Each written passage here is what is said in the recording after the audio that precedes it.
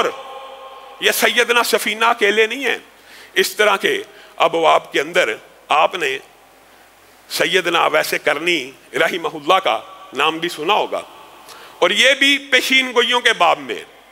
حضرت عمر کو رسول اللہ صلی اللہ علیہ وسلم نے ایک مرتبہ مخاطب ہو کے کہا تھا، کرن کا رہنے والا ایک اویس ہے،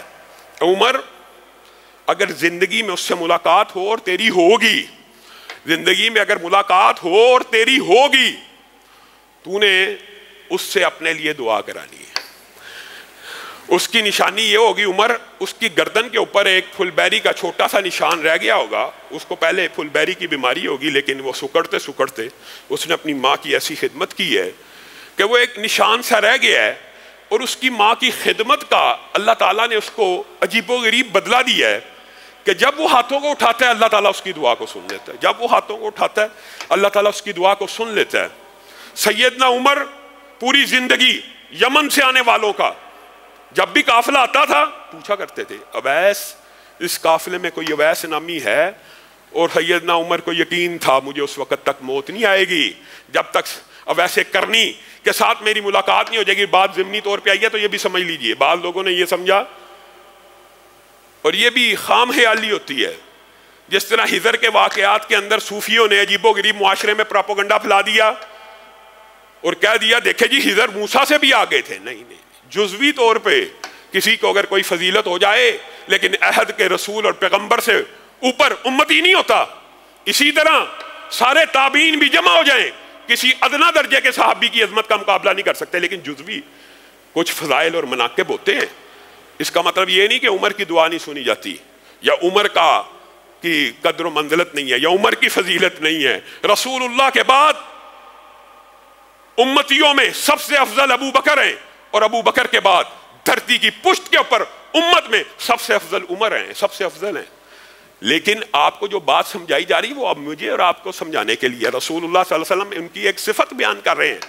تو حضرت عمر تلاش کیا کرتے تھے بالآخر